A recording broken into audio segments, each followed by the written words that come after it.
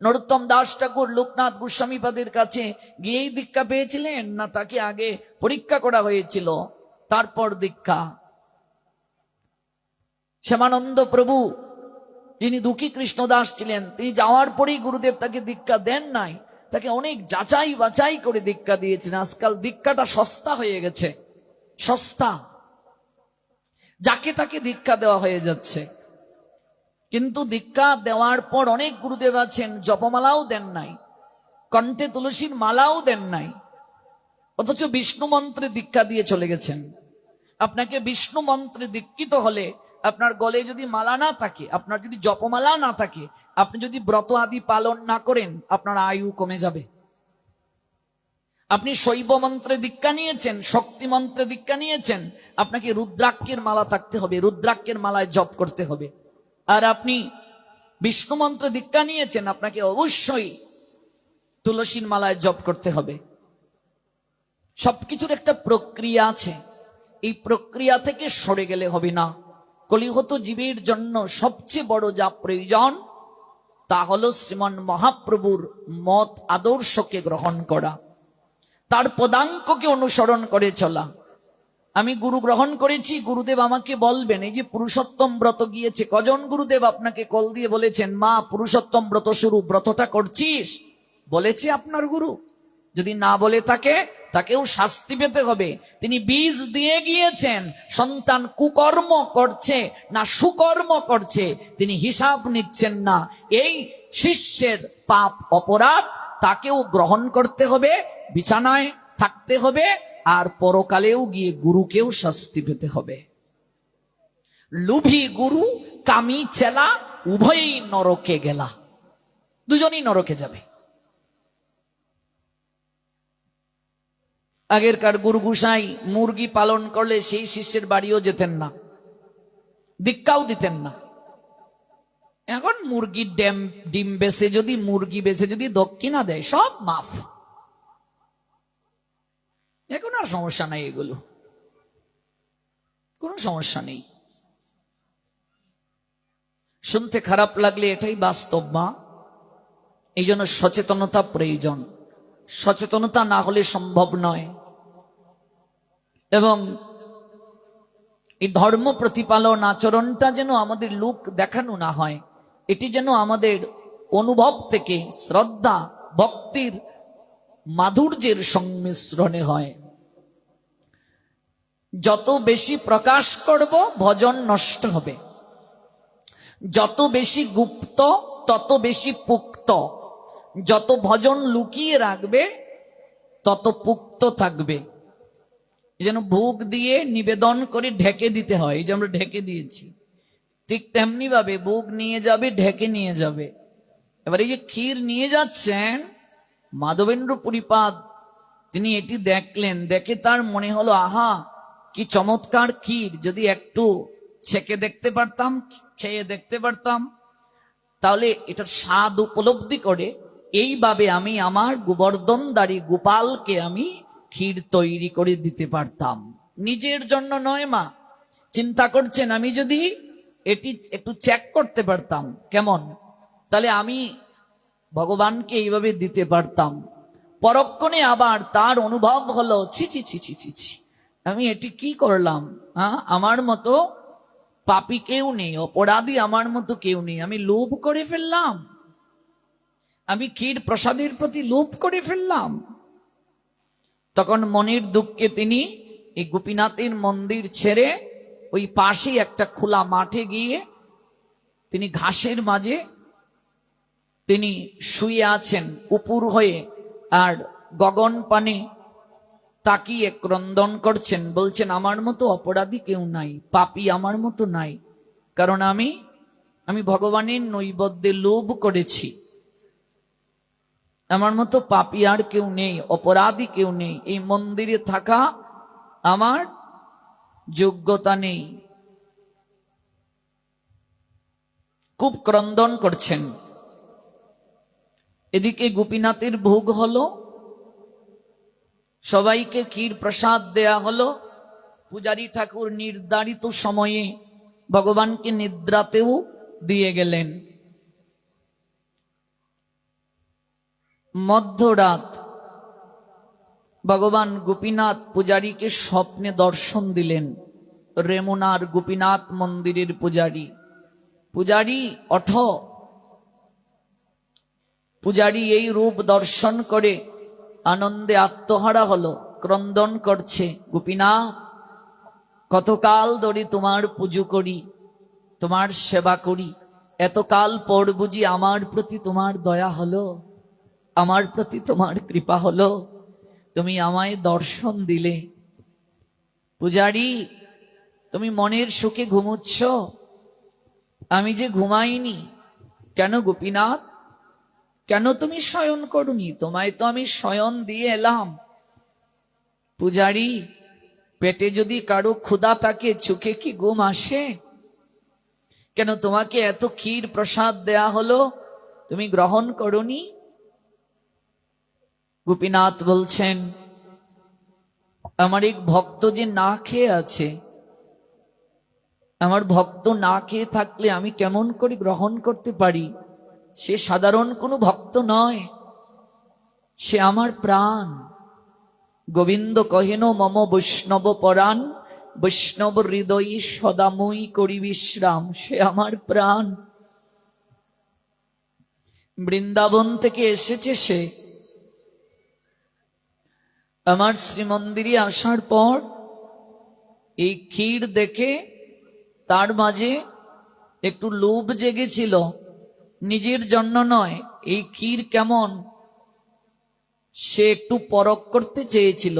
আর এইভাবে তৈরি করে সে তার আরাধ্য প্রভু গোবর্ধনধারী গোপালকে আমারই এক রূপ দেওয়ার জন্য মনস্থ করেছিল। তাই নিজেকে অপরাধী জ্ঞান করে মন্দির ত্যাগ করে ওই পাশেই মাটির মাঝে সে শুয়ে আছে। কার কথা বলছি? মাধবেন্দ্রপুরী। তার জন্মস্থান কোথায়? আমাদের সুনামগঞ্জ। এই সুনামগঞ্জের ছেলে। যাও পূজারী, আমি এক বান্ড ক্ষীর তার জন্য চুরি করে রেখে দিয়েছি। আমি এক ভাণ্ড ক্ষীর তার জন্য চুরি করে রেখেছি। ওই মায়ার প্রভাবে তুমি সেটি দেখতে পাও নাই। আমার বিগ্রহের পশ্চাতে গিয়ে দেখবে একটি ভাণ্ড আছে।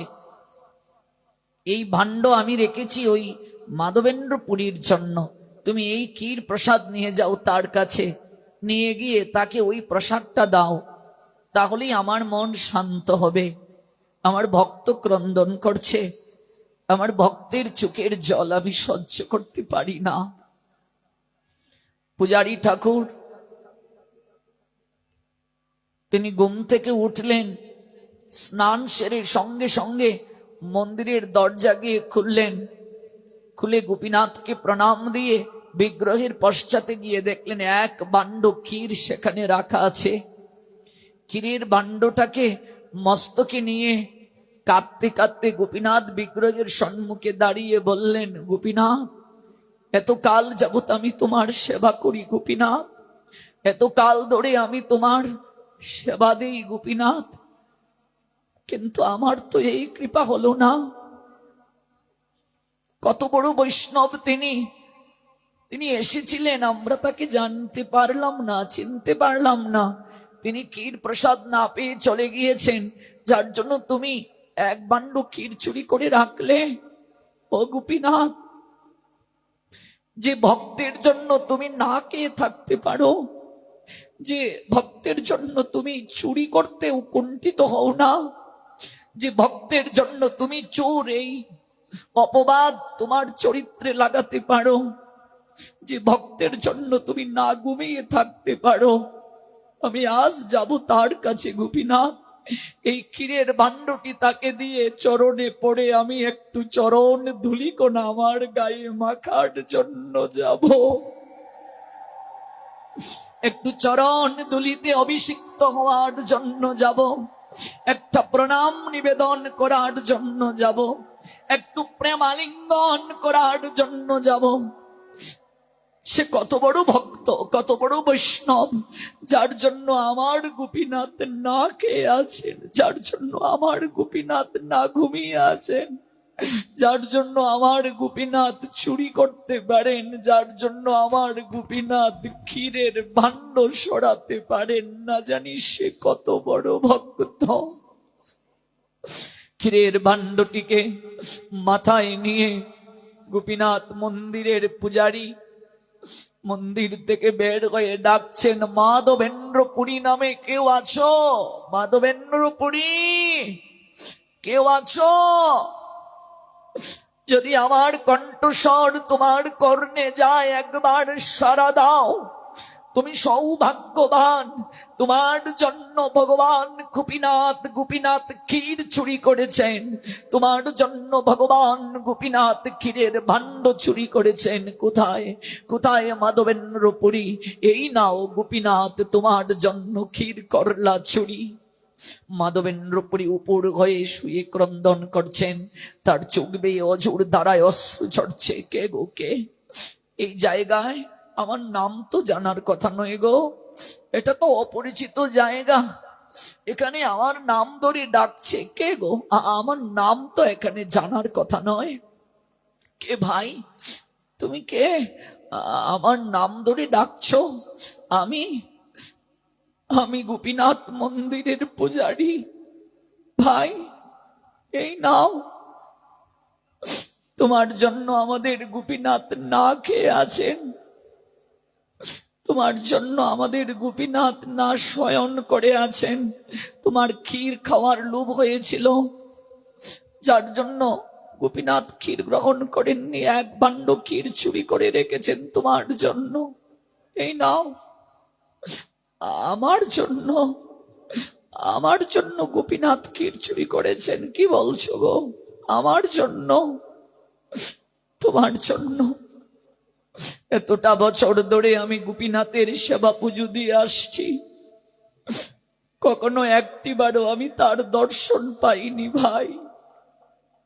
আজ তোমার কৃপায় ভগবান গোপীনাথ আমায় স্বপ্নে দর্শন দিয়েছেন।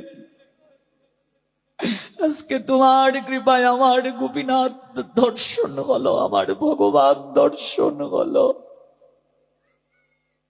এই নাও ক্ষীরের ভাণ্ড, আর দয়া করে তোমার চরণ যুগল আমায় একটু দর্শন করার সুযোগ দাও,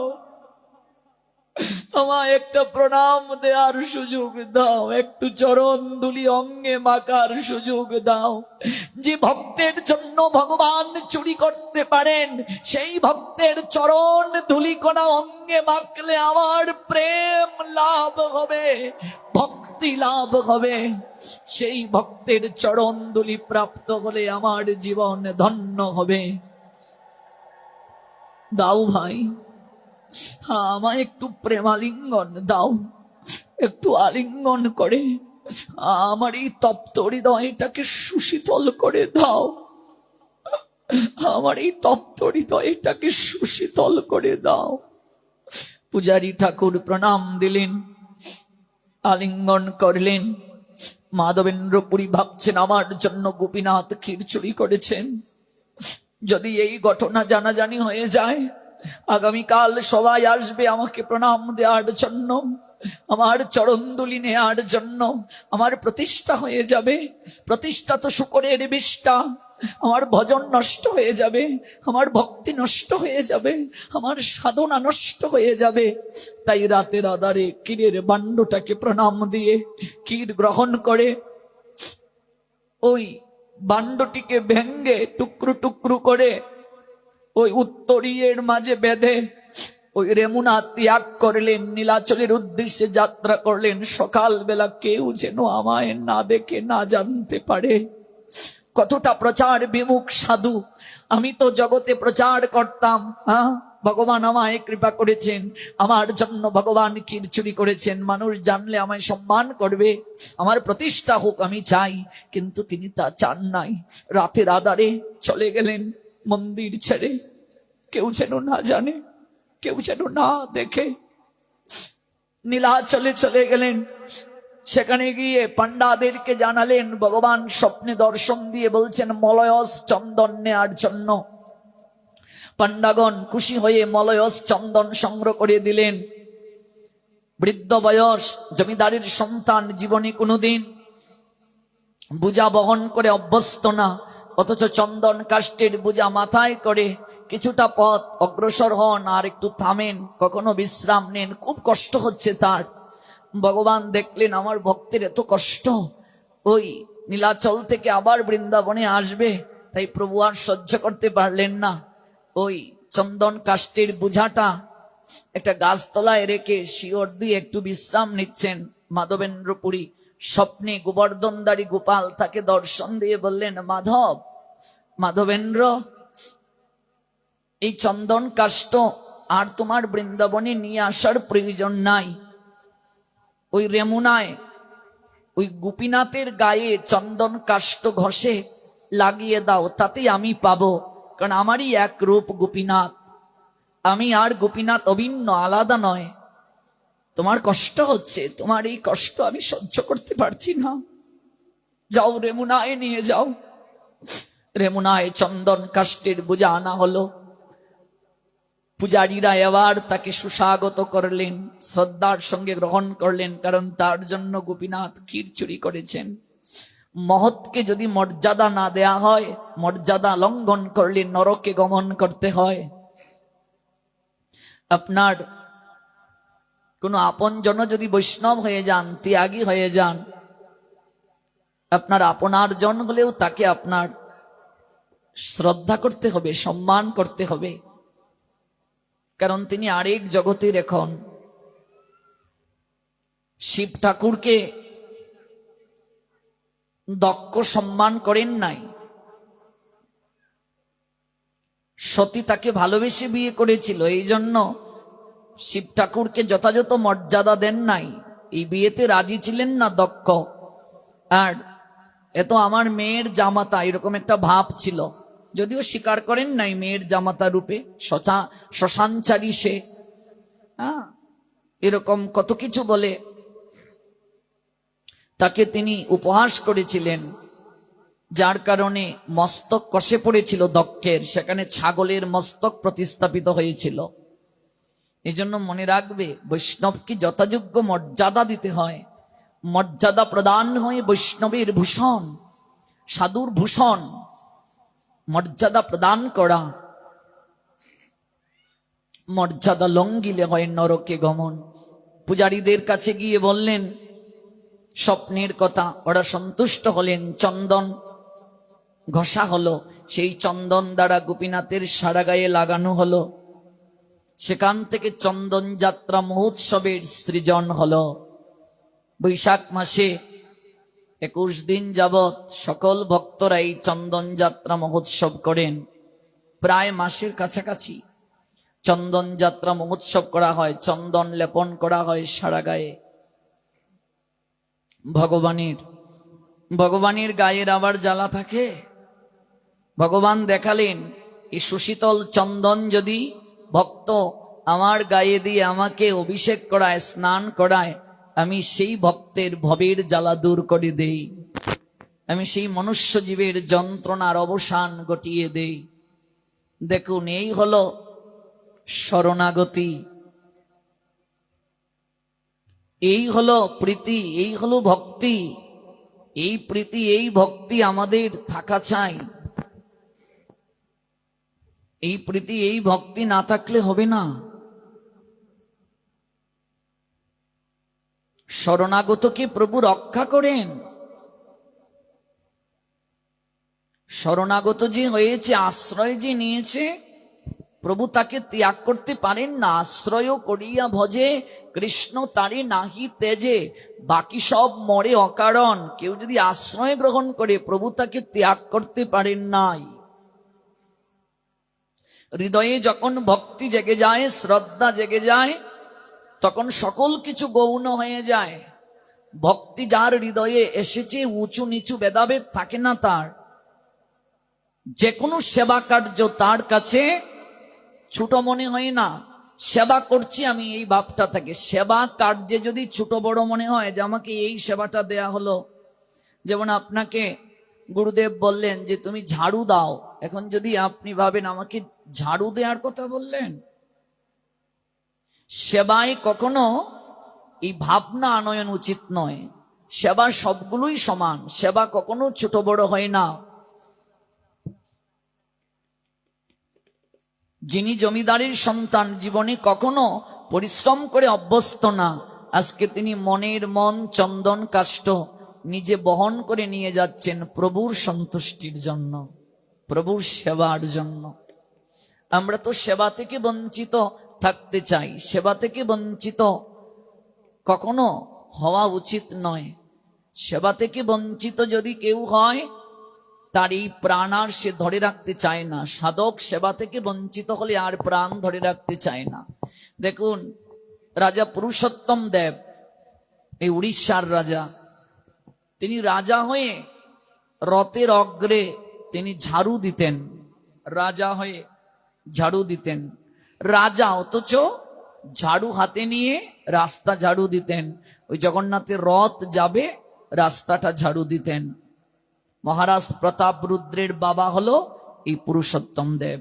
আমরা মহারাজ প্রতাপ রুদ্রের নাম নিশ্চয়ই শুনেছি। বংশ পরম্পরাক্রমে তারা এই কার্য করতেন।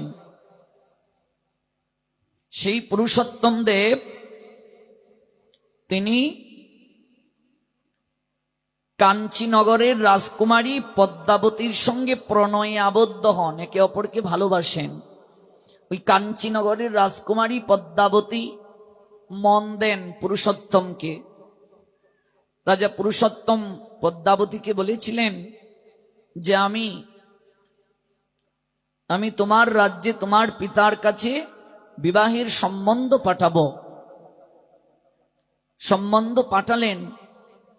কাঞ্চীনগরের রাজকুমারী পদ্মাবতীর বাবা তিনি খুশি হলেন। এত পরম সৌভাগ্য, উড়িষ্যার রাজা পুরুষোত্তম দেব, তার কাছে যদি আমার মেয়েকে আমি সমর্পণ করতে পারি, আমার রাজ্যেরও সমৃদ্ধি হবে, বল বৃদ্ধি পাবে, আর এটি পরম সৌভাগ্যও হবে। তো বিবাহের আগে মন্ত্রীকে দায়িত্ব দেয়া হলো, মন্ত্রী তুমি একটু দেখে আসো তো, তুমি একটু ওই উড়িষ্যায় গিয়ে ওই রাজভবনে থেকে একটু রাজা পুরুষোত্তম দেব তিনি কেমন, তার আচরণ শৈলীটা কেমন, তুমি একটু অনুভব করে এসো। ওই মন্ত্রী যখন উড়িষ্যায় এলেন, তাকে অনেক সমাদর করা হলো। মন্ত্রী কিছুদিন থেকে যখন চলে যাবেন, তখন রাজা পুরুষোত্তম দেব মন্ত্রীকে অনুনয় করলেন, আর কিছুকাল অবস্থান করুন, সামনেই রথযাত্রা। রথযাত্রায় জগন্নাথ দর্শন করে যাবেন। রথে উপবেশনকৃত জগন্নাথকে যদি কেউ ভক্তি ভরে দর্শন করে, পুনর্জন্ম নবিদ্যতে, আর তার আর জন্ম হয় না। আপনি অবস্থান করুন। মন্ত্রী লোভ সামলাতে পারলেন না। জগন্নাথের রথযাত্রায় লক্ষ লক্ষ লোকের সমাগম হয়, তিনি সেখানে রয়ে গেলেন। কিন্তু রথযাত্রার দিন যখন ঝাড়ু হাতে নিয়ে রাজা পুরুষোত্তম দেব রথের অগ্রে রাস্তাটা ঝাড়ু দিচ্ছেন, তখন মন্ত্রী মনে মনে ভাবলেন, এ কেমন রাজার কাছে আমাদের রাজকুমারীকে বিয়ে দেব? ও রাজা, কিন্তু ও তো একজন ঝাড়ুদার। যে রাজা হয়ে হাতে ঝাড়ু নিয়ে রাস্তা ঝাড়ু দেয়, এই লজ্জা আমাদের মহারাজ রাখবেন কোথায়? কেউ যদি বলে আপনার জামাতা আপনার কন্যার প্রতি ঝাড়ু দেয়, ছি ছি ছি ছি ছি ছি ছি ছি। সঙ্গে সঙ্গে তিনি চলে গেলেন কাঞ্চীনগরে, গিয়ে বলছেন, মহারাজ সম্বন্ধ বাতিল করে দিন, এখানে বিয়ে দেয়া যাবে না, আমাদের পদ্মাবতীকে আমরা এখানে বিয়ে দেব না। বলছেন, কেন, কি হয়েছে? যে আপনি শুনে আশ্চর্য হবেন, রাজা হয়ে হাতে ঝাড়ু নিয়ে সে রাস্তা ঝাড়ু দিচ্ছে, এক ঝাড়ুদারির কাছে আপনি আপনার কন্যাকে বিবাহ দেবেন? পদ্মাবতীর পিতা ক্ষিপ্ত হয়ে উঠলেন। কি বলছো মন্ত্রী, আমার সম্মান আর থাকবে? সঙ্গে সঙ্গে একটা পত্র প্রেরণ করলেন, এই বিবাহ হবে না, এক ঝাড়ুদারের কাছে তিনি তার কন্যাকে সমর্পণ করতে পারেন না। পদ্মাবতী খুবই কষ্ট পেলেন, কারণ তিনি পুরুষোত্তম দেবকে ভালোবাসতেন। পুরুষোত্তম দেব অপমানিত বোধ হলেন, তার অপমান হলো, এবং তার থেকে বড় অপমান বোধ হলো তার জগন্নাথের। তিনি বলছেন, এই অপমান শুধু আমার নয়, এটি জগন্নাথকেও অপমান করা। জগন্নাথ দেব স্বয়ং ভগবান, তিনি রথে চড়ে যাবেন, এই রাস্তাটা আমি নিজের হাতে ঝাড়ু দিচ্ছি, এ তো আমার পরম সৌভাগ্য, আর আমাকে সামান্য ঝাড়ুদার বলা হলো? এ তো হতে পারে না। তিনি অত্যন্ত ক্ষিপ্ত হয়ে উঠলেন। ক্ষিপ্ত হয়ে তিনি সৈন্য নিয়ে, বিপুল সৈন্য নিয়ে কাঞ্চি রাজার বিরুদ্ধে যুদ্ধযাত্রা করার জন্য তিনি অগ্রসর হলেন, যুদ্ধ করবেন। বিশাল সৈন্যবাহিনী নিয়ে পুরুষোত্তম দেব অত্যন্ত ক্রোধান্বিত হয়ে কাঞ্চি রাজ্য আক্রমণ করার জন্য যাত্রা করলেন। কিন্তু ওই শিবিরে আগুন লেগে গিয়েছিল। আগুন লাগার কারণে তিনি চলে এসেছিলেন। তো যুদ্ধক্ষেত্র থেকে যদি কেউ পালিয়ে চলে আসে সেটি পরাজয় বলেই গণ্য হয়। তাই তিনি প্রথমবার জয়ী হতে পারেন নাই, পরাজিত হয়ে ফিরে এসেছিলেন। জল অন্ন ত্যাগ করে ফেললেন পুরুষোত্তম দেব। 3 দিন জল অন্ন কিছুই গ্রহণ করলেন না। আর জগন্নাথকে বলছেন, সত্যিকার অর্থে আমি যদি তোমায় ভালোবেসে থাকি, এই অপমানের প্রতিশোধ যদি তুমি না নাও, তাহলে আমি আর জল অন্ন গ্রহণ করব না, এই আমি ত্যাগ করলাম। এই বলে জগন্নাথের স্তুতি করছেন আর কাঁদছেন অজুর ধারায়। ভগবান শ্রী জগন্নাথ আর স্থির থাকলেন না। জগন্নাথ দেব রাত্রিবেলা তাকে স্বপ্নে দর্শন দিয়ে বলছেন, পুরুষোত্তম, ক্রন্দন করিও না, তুমি আবার যুদ্ধে যাও। আমি তোমাকে বললাম, এবার স্বয়ং আমি তোমাকে সহায়তা করব, তোমার জয় হবে, তুমি যুদ্ধে অংশগ্রহণ করো। পরদিন আবার বিশাল সৈন্যবাহিনী নিয়ে রাজা পুরুষোত্তম দেব কাঞ্চি রাজ্যের উদ্দেশ্যে যাত্রা করলেন যুদ্ধ করার জন্য। এদিকে জগন্নাথ পুরী ধামের বিগ্রহ থেকে বের হলেন। জগন্নাথ আর বলরাম দুটি কিশোরের রূপ ধারণ করে ঘোড়ায় চড়ে যুদ্ধে অংশগ্রহণ করলেন। স্বয়ং ভগবান যুদ্ধে অংশগ্রহণ করলেন। প্রচন্ড রুদ্রের তাপগোমা। ওই পুরী হতে 12 মাইল দূরে আনন্দপুর নামক একটা গ্রাম আছে। এই গ্রামের এক গোয়ালিনী, সে ঘুল বিক্রি করে, মানে মাঠা বিক্রি করে এই গরমের মাঝে। রাজা পুরুষোত্তম দেব পিছনে সৈন্য নিয়ে আছেন, আর জগন্নাথ আর বলরাম কিশোরের রূপ ধারণ করে অনেক পূর্বে ঘোড়ায় চড়ে যাচ্ছেন। 12 মাইল যাওয়ার পরে আনন্দপুর নামক গ্রামের সম্মুখে গিয়ে ওই গোয়ালিনী মাকে দেখলেন ঘুল বিক্রি করতে। স্বয়ং জগন্নাথ বলরাম ওই গোয়ালিনী মায়ের কাছে গিয়ে বলছে, এক গোয়ালিনীকে বলছে, মা, প্রচন্ড পিপাসা পেয়েছে, একটু ঘুল দেবে, একটু মাঠা দেবে, 1 বাটি মাঠা দেবে। গোয়ালিনী প্রসন্ন হয়ে 1 বাটি মাঠা দিলেন। তাকিয়ে দেখলেন, আহা, কি সুন্দর এই মুখমণ্ডল, যেন সূর্যের আভা ঝরছে গো। আর একটা প্রচন্ড মায়া কাজ করছে। ঘুল পান করার পর বলছে, বাবা, আমায় করি দাও, আমার তা দিয়েই তো সংসার চলে, আমায় করি দাও। সঙ্গে সঙ্গে যে কৃষ্ণবর্ণের কিশোরটি আঙ্গুল থেকে একটা হীরার আংটি খুলে বলল, এই নাও মা, এটা হীরার আংটি, তুমি নিয়ে নাও। বলছে, নিয়ে কি? 1 বাটি ঘুলের মূল্য তো এমন নয় বাবা, আর এই হীরার আংটি নিয়ে আমি কি করব? আমি এটা ভাঙ্গাবো কোথায়? কার কাছে বিক্রি করব? কেউ কি বিশ্বাস করবে? আমার মতো এক দুঃখিনী গোয়ালিনী যে ঘুল বিক্রি করে সংসার চালায়, তার কাছে হীরার আংটি থাকতে পারে? আমার আরো গর্দান যাবে রাজার কাছে যদি বিচারটা যায়। বাবা, তুমি এই আংটি ফিরিয়ে নাও, তুমি আমায় কড়ি দিয়ে যাও। জগন্নাথ তখন বলছেন, মা, এই আংটিটা তোমার কাছে রেখে দাও, ওই পিছনে আমার মহারাজ আসছেন, ওই মহারাজকে ওই আংটিটা দেখিয়ে বলবে, তোমার 2 জন সৈন্য চাকররা তোমার, দেখুন ভগবান কি বলছেন, তোমার 2 সৈন্য, 2 জন চাকর, ওরা গুল খেয়েছিল, করি দিতে পারে নাই, তাই ওই আংটিটা দিয়ে গিয়েছে বন্ধক রূপে। ওই আংটিটা রাজাকে দেখালেই তিনি চিনতে পারবেন আমরা কে। ওই আংটিটা তুমি তার কাছে দিও, আর তুমি এখানে কিছুটা সময় অপেক্ষা করিও। ভগবান প্রেমার ভক্তির কাছে নিজেকে বিক্রি করে দিয়ে ভক্তের চাকর পর্যন্ত হতে দ্বিধা হন না। প্রেমের কত শক্তি দেখো মা, ভক্তির কত শক্তি দেখো। গোয়ালিনী আংটিটা হাতে নিয়ে অপেক্ষা করছেন মহারাজের জন্য, আর এদিকে দুজন বালক প্রণাম দিয়ে বিদায় নিলেন। গোয়ালিনী মা বলছেন, সারাটা জীবন আমি কতজনের কাছে ঘুল বিক্রি করেছি, কিন্তু এই দুটা কিশোর ছেলে, ওদের দিকে তাকিয়ে কেন জানি আমার মনে হচ্ছে ওরা কত কালের চেনা আমার, কত কাল ধরে আমি ওদেরকে কোথায় যেন দেখেছি, কত জনমের ওরা যেন আমার চেনা, কত কালের জন্য এই দুটি পরিচিত মুখ। অপেক্ষা করছেন মহারাজ সৈন্যদেরকে নিয়ে এই পথে আসছেন। গোয়ালিনী সামনে গিয়ে দাঁড়িয়ে বলছেন, মহারাজ এই নিন আংটি। কিসের আংটি? আপনার দুজন চাকর সৈন্য আমার কাছ থেকে ঘুল গ্রহণ করেছে, ওই ঘুল গ্রহণ করে করি দিতে পারে নাই, তাই আংটিটা দিয়ে গিয়েছে। ওই আংটি দেখলেই নাকি আপনি তাদের পরিচয় পাবেন, আর আপনি চিনতে পারবেন তাদেরকে। আপনি মূল্য পরিশোধ করুন, আমি এই প্রচন্ড গরমের মাঝে আপনার জন্য অপেক্ষা করছি, শীঘ্র করে আপনি আমাকে মূল্য দিয়ে দিন।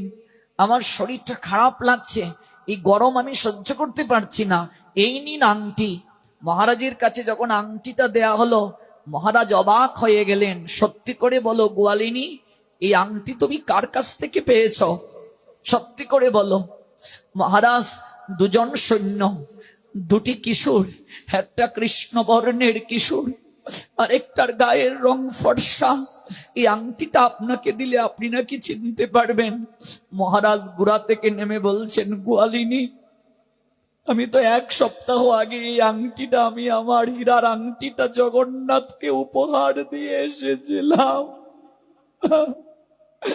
আমি তো এই হীরার আংটিটা এক সপ্তাহ আগে আমার প্রভু জগন্নাথকে আমি উপহার দিয়ে এসেছিলাম। তুমি এই আংটি কোথা থেকে পেলে? সত্যি করে বলো গোয়ালিনী।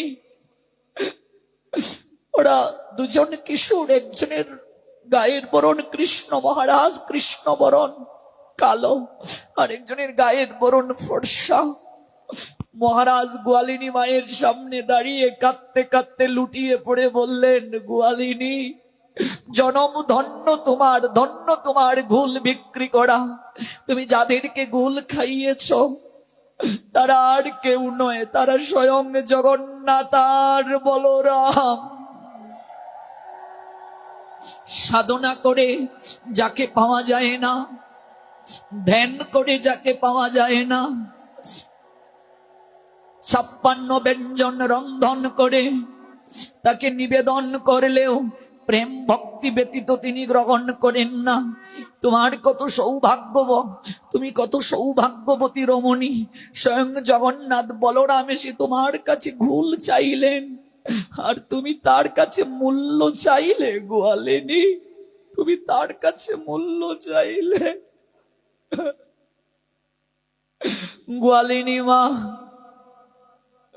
লুটিয়ে পড়লেন, মহারাজ আমার এই জীবন ধন্য, কিন্তু আমি যে তাকে চিনতে পারি নাই, আমি যে তাকে অনুভব করতে পারি নাই, আমি অকৃতজ্ঞ মহারাজ, আমি পাপী। যার কৃপায় বেঁচে আছি, যার কৃপায় দেহ পেলাম, যার কৃপায় সংসার পেলাম, যার কৃপায় এই সুন্দর, এই দুটো চোখে আলো পেলাম, কথা বলার শক্তি পেলাম, সকল কিছু পেলাম, আর তাকে আমি এক বাটি ঘুল দিয়ে আমি তার কাছে মূল্য চেয়েছি মহারাজ, আমি তার কাছে মূল্য চেয়েছি মহারাজ। আমার দুঃখ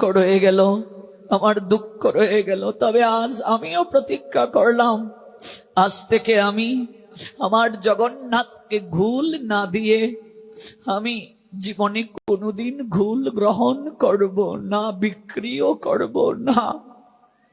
আমি আমার জগন্নাথকে ঘুল না দিয়ে কোনোদিন ঘুল গ্রহণ করব না, বিক্রিও করব না। মহারাজের চোখ বেয়ে অশ্রু ঝরল। পুরুষোত্তম দেব ওই গোয়ালিনী মাকে বলছেন, মা রাজার কাউকে প্রণাম দিতে নেই, কিন্তু আজ আমি তোমায় প্রণাম দিয়ে যুদ্ধে যাচ্ছি, কারণ তুমি সাধারণ কোনো রমণী নয়, সাধারণ কোনো গোয়ালিনী নও, তুমি স্বয়ং জগন্নাথের দর্শন পেয়েছ। ওই হাতটা একবার আমার মাথায় রাখবে, আমায় একটু আশীর্বাদ করে দেবে। আমি এইবার যুদ্ধে যাচ্ছি, এবার যেন আমি জয়ী হয়ে ফিরে আসতে পারি। তোমার দুটো চোখের দিকে আমি একটু তাকাচ্ছি, এই চোখ দ্বারা তুমি দর্শন করেছ জগন্নাথ, তোমার হাতটা আমি আমার মস্তকে রাখছি, ওই হাত দ্বারা তুমি জগন্নাথকে সেবা করিয়েছ, একটিবার আমায় তুমি আশীর্বাদ করে দাও। ধন্য ধন্য তুমি, ধন্য তোমার প্রীতি। তোমার চিত্তে যদি প্রীতি না থাকতো, তোমার চিত্তে যদি ভক্তি না থাকতো, জগন্নাথ কখনো তোমার হাতে ঘুল গ্রহণ করতেন না। তবে মহারাজের আর বুঝার বাকি রইল না, প্রভু জগন্নাথ আর বলরাম স্বয়ং যুদ্ধক্ষেত্রে গিয়েছেন, বুঝার আর বাকি রইল না। রাজা গোয়ালিনীকে পুরস্কৃত করলেন, তিনি যুদ্ধে জয়লাভ অবশ্যই করবেন। এদিকে জগন্নাথ বলরাম দুজনেই গিয়েছেন যুদ্ধে, বুঝতেই তো পারছেন। সবাইকে পরাজিত করলেন, কাউকে না মেরে পরাজিত করলেন, প্রাণে মারলেন না, কাউকে পরাজিত করলেন। আর কাঞ্চি রাজাকে বন্ধন করে বললেন, এই বন্ধন করে রেখে গেলাম, আমাদের মনিব আসার আগেই তোর অহংকার চূর্ণ করে গেলাম, আর আমাদের মনিবকে আমরা পুরস্কার দেব। শোন, চাকরের কাছেই পরাজিত হলে মনিব আসছে, ভগবান বলছেন। কারণ কি, প্রেমার ভক্তির কাছে, পুরুষোত্তম রাজার প্রেমার ভক্তির কাছে জগন্নাথ নিজেকে বিক্রি করে দিয়েছেন। এই হলো প্রেমের ক্ষমতা, এই হলো ভক্তির ক্ষমতা। ভগবান কেবল ভক্তের কাছে হৃদয়ের প্রেমটা চান, ভক্তি চান, শুদ্ধ বিশুদ্ধ প্রেম ভক্তি, এর থেকে বেশি কিছু চান না। প্রেমার ভক্তিতে ভগবান পর্যন্ত বশীভূত হন। এদিকে মহারাজ এসে সকল কিছু দেখে তিনি উপলব্ধি করলেন, কাঞ্চি রাজাকে সম্মানের সঙ্গে তিনি বন্ধন মুক্ত করে দিলেন। কাঞ্চি রাজা ছিল গণেশের আরাধনা করতেন, গণেশকে নিয়ে এলেন, সঙ্গে পদ্মাবতীকেও নিয়ে এলেন, আর বললেন, এক ঝাড়ুদারের কাছে তুমি তোমার মেয়েকে বিয়ে দেবে না? আমিও প্রতিজ্ঞা করে যাচ্ছি তোমার কাছে, তোমায় মুক্তি দিয়ে যাচ্ছি, আর প্রতিজ্ঞা করে যাচ্ছি, আমিও যদি সত্যিকারের জগন্নাথের ভক্ত হয়ে থাকি, এক ঝাড়ুদারের কাছে আমি তোমার মেয়েকে বিয়ে দেওয়াবো, আমিও তোমার মেয়েকে বিয়ে করব না, আমি প্রত্যাখ্যান করে গেলাম তোমার মেয়েকে। এক ঝাড়ুদারের কাছে তাকে বিয়ে দেব আমার রাজ্যে নিয়ে, তোমার অহংকার আমি চূর্ণ করব, আর আমি তোমার মেয়েকে আর গ্রহণ করব না। গণেশকে নিয়ে এলেন, গণেশের বিগ্রহকে এনে, এখনো যদি পুরীতে যান দেখবেন জগন্নাথের পিছনে গণেশের বিগ্রহ রাখা আছে মন্দিরে। ওই কাঞ্চি রাজা থেকে যুদ্ধে জয় করে গণেশের বিগ্রহ নিয়ে এসেছিলেন পুরুষোত্তম দেব।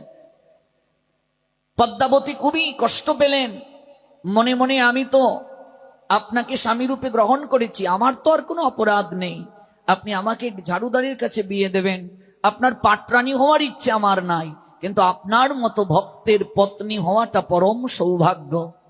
আপনি ধার্মিক, আপনি সুশীল, আপনার মতো জগন্নাথের ভক্তের সঙ্গে আমার জীবন কাটানো এত আমার পরম সৌভাগ্য। তবে হয়তো আমার ভাগ্যে নেই, নিয়তির নির্মম পরিহাস আমাকে মেনে নিতে হবে। মন্ত্রী তখন বললেন, মহারাজ আপনি চিন্তা করবেন না, আপনি ঝাড়ুদারের কাছে বিয়ে দেবেন, আমাকে দায়িত্বটা দিন, আমি একজন ঝাড়ুদার খুঁজে আপনাকে দেব। তবে কিছুকাল এই রাজকুমারীকে সম্মানের সঙ্গে রাজভবনে রাখার ব্যবস্থা করে দিন। সম্মানের সঙ্গে একটা জায়গায় উপযুক্ত সম্মানের সঙ্গে রাখা হলো। এদিকে সামনে যখন রথযাত্রা এলো, মহারাজ তখন ঝাড়ুটা হাতে নিয়ে রাস্তায় নামলেন, রাজবেশ পরিত্যাগ করে ঝাড়ু হাতে নিয়ে। মন্ত্রী তখন গিয়ে বললেন, মহারাজ আপনার কাছে আমার একটা নিবেদন, আমি এক ঝাড়ুদারকে পেয়েছি কাঞ্চি রাজকুমারীকে বিবাহ দেওয়ার জন্য। আজকে তো আপনি রাজা নন, আজকে তো আপনি এক ঝাড়ুদার, কাজে আজকের এই দিনেই আপনার সঙ্গে কাঞ্চি রাজকুমারীকে আমি বিয়ে প্রদান করব।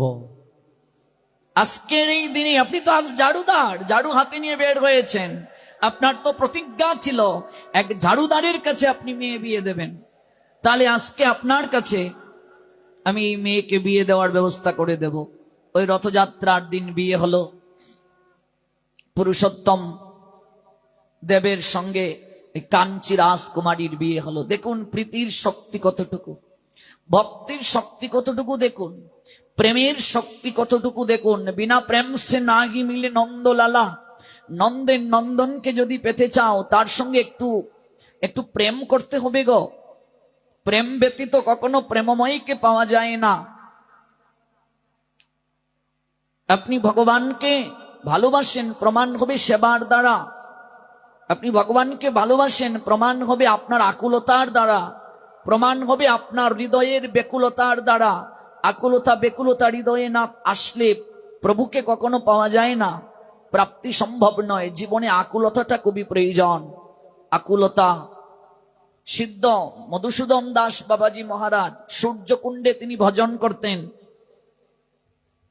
যারা সূর্যকুণ্ডে গিয়েছেন দেখবেন সেই সূর্যকুণ্ডে এখনো প্রভু যে ভজন করতেন মধুসূদন দাস বাবাজি মহারাজ চিহ্ন রয়েছে। সেখানে সূর্যকুণ্ডে সূর্য পূজার ছলে প্রেমময়ী যেতেন ওই গোবিন্দের কৃপা প্রাপ্তির জন্য। সূর্যদেবকে বলতেন যে তুমি এত আলো দিচ্ছ, তাপ দিচ্ছ, একটু কমাতে পারো না? উত্তাপটা একটু কমিয়ে দাও। আমার প্রাণনাথ, আমার প্রাণবধূ গোচারণে যাবে, যেন তার কষ্ট কম হয়, তাপটা যেন তার গায়ে না লাগে। কতটা ভালোবাসা দেখুন। সেই সূর্যকুণ্ডে গিয়ে দেখবেন এখনো জলের মাঝে বড় বড় কচ্ছপ রয়েছে। এগুলো সাধারণ কোনো কচ্ছপ নয়, ওরা ঋষি মুনিগণের ন্যায়। সেই সূর্যকুণ্ডে মধুসূদন দাস বাবাজি মহারাজ সিদ্ধ, তিনি সিদ্ধ মধুসূদন দাস বাবাজি, তার পায়ে ক্ষতরোগ হয়েছে শেষের দিকে। এবার একটা নেকড়ে দিয়ে পাটাকে জড়িয়ে ধরে রেখেছেন। অনেক চেষ্টা করেও যখন ভালো হচ্ছে না, তখন তিনি ভাবছেন আমার এই পায়ে ক্ষত হয়ে গেছে, আমি আগের মতো আর গোবর্ধন পরিক্রমা করতে পারি না, কষ্ট হয়ে যায়, সেবা করতে কষ্ট হয়ে যায়। সেবাই যদি আমায় করতে না দেবে, হে প্রেমময়ী রাধারানী, সেবাই যেহেতু আমায় করতে দেবে না, রথ অচল করে ফেলছ, তাহলে আমি আর চাই না, এই জীবন আমি আর ধারণ করতে চাই না। তোমার সেবা থেকে বঞ্চিত হয়ে থাকার থেকে তুমি আমায় নিয়ে যাও, তোমার কাছে আমায় নিয়ে যাও, আমি আর বাঁচতে চাই না। তাই ওই কাপড় দিয়ে পাটাকে বেঁধে গভীর জঙ্গলের মাঝে গিয়ে পড়ে রইলেন, শুয়ে রইলেন, কেউ যেন না দেখতে পায়, কেউ যেন খোঁজ না নেয়। সেবকরা জানলে আসবে, সেবা করবে, কারো সেবাও তিনি গ্রহণ করতে চান না। একদিন, দুদিন, 3 দিন, 3 দিন যখন হয়ে গেল, তখন প্রেমময়ী শ্রীমতী রাধারানী আর স্থির থাকতে পারলেন না। প্রতিদিন সিদ্ধ মধুসূদন দাস বাবাজি যে গৃহে তিনি ভিক্ষা করতে যেতেন, সেই গৃহের এক কিশোরীর রূপ ধারণ করে রুটি, সবজি আর জল অর্থাৎ প্রসাদ তার জন্য নিয়ে এলেন। এসে বলছেন, কি হে বাবাজি, 3 দিন না খেয়ে আছো, পরে রয়েছ এই জঙ্গলের ভেতরে, ভিক্ষায় যাও না কেন? এত অভিমান কেন? মরতে চাও কেন? এই নাও, মা পাঠিয়েছেন, শীঘ্র করি সেবা গ্রহণ করো। বাবাজি মহারাজ বলেন, আমি যে এখানে পড়ে আছি তুই জানলি কি করে? বলছে, আমি কি করে জানলাম, আগে খেয়ে নাও তারপর বলছি। না, আমি খাবো না, নিয়ে যা। এত অভিমান কেন বাপু, খেয়ে নাও, আমার ঢের কাজ বাকি, আমি যাই, আগামীকাল থেকে মাধুকরীতে যেও, শুনে যা। চঞ্চলা চপলা বালিকাটি 1 পা 2 পা করে গেল, তারপর অদৃশ্য হয়ে গেল। সিদ্ধ মধুসূদন দাস বাবাজি ওই প্রসাদ গ্রহণ করলেন,